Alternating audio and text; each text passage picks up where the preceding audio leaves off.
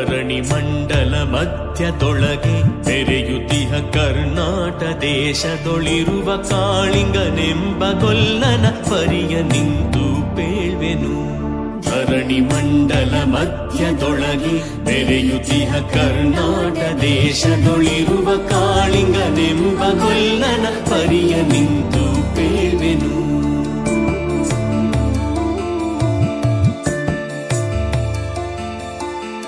ಎಳೆಯ ಮಾವಿನ ಮರದ ಕೆಳಗೆ ಕೊಳಲನೂದುತ ಗೊಲ್ಲಗೌಡನು ಬಳಸಿನಿಂದ ತುರುಗಳನ್ನು ಬಳಿಗೆ ಕರೆದನು ಹರುಷದಿ.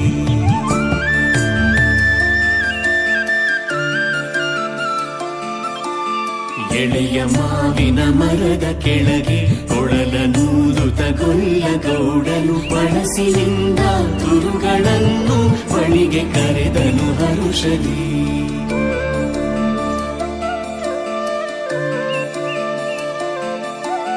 ಗಂಗೆ ಬಾರೆ ಗೌರಿ ಬಾರೆ ತುಂಗಭದ್ರೆ ತಾಯಿ ಬಾರೆ ಪುಣ್ಯಕೋಟಿ ನೀನು ಬಾರೆ ಎಂದು ಗೊಲ್ಲನು ಕರೆದನು.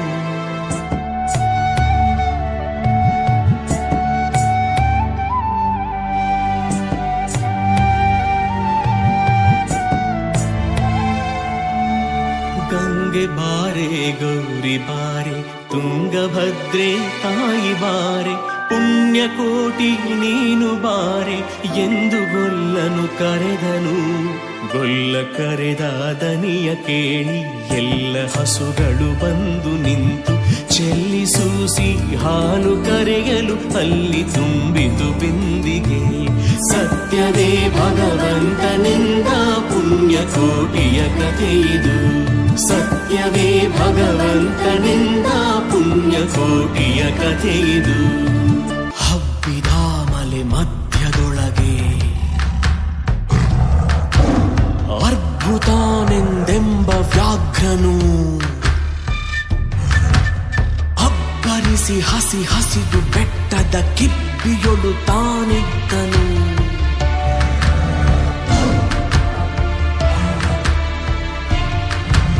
ಸಿಡಿದು ರೋಷದಿ ಮೊರೆಯುತ್ತಾ ಹುಲಿ ಗುಡುಗುಡಿಸಿ ಭೋರಿಡುತ್ತ ಚಂಗನೆ ತುಳುಕಲೆರಗಿದ ರಭಸ ಕಂಜಿ ಚೆದುರಿ ಹೋದವು ಹಸುಗಳು.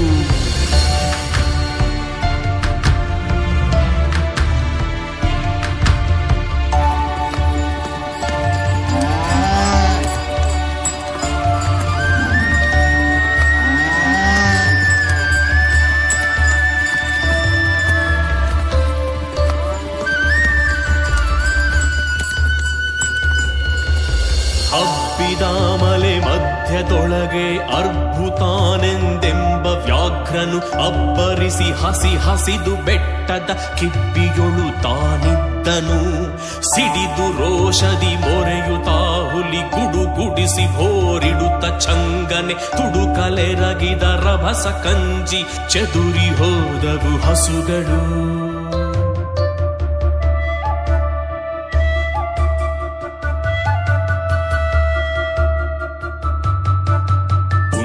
ಕೋಟಿ ಎಂಬ ಹಸುವು ತನ್ನ ಕಂದನ ನೆನೆದುಕೊಂಡು ಮುನ್ನ ಹಾಲನು ಕೊಡುವೆನೆನು ತಾ ಚಂದದಿ ತಾ ಬರುತ್ತಿದೆ.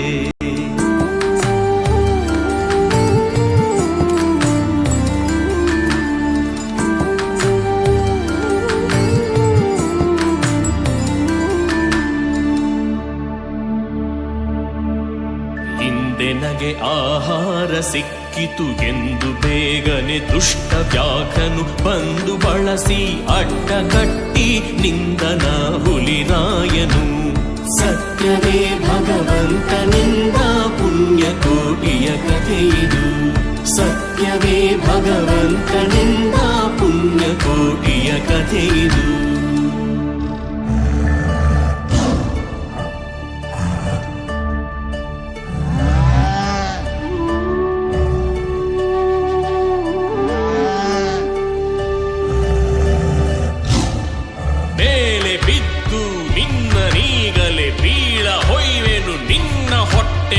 ಸೀಲಿ ಬಿಡುವೆನು ಎನ್ನುತ್ತ ಕೋಪ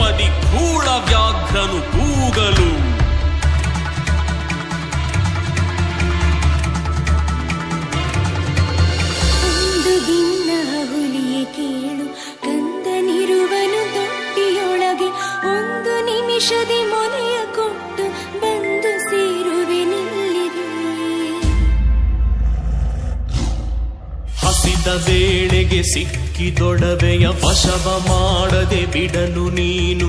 ನುಸುಳಿ ಹೋಗುವೆ ಮತ್ತೆ ಬರುವೆಯ ಹುಸಿಯ ನಾಡುವೆ ಎಂದಿತು.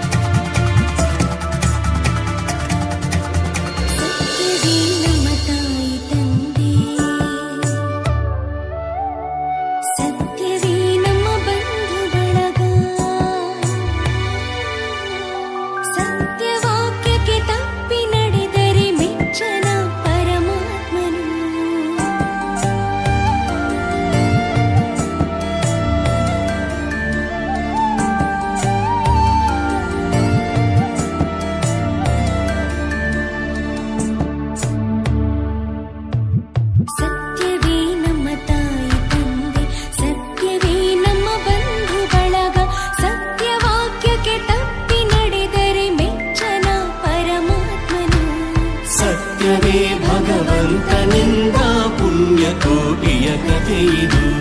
ಸತ್ಯವೇ ಭಗವಂತನಿಂದ ಪುಣ್ಯಕೋಟಿಯ ಕಥೆಯಿದು.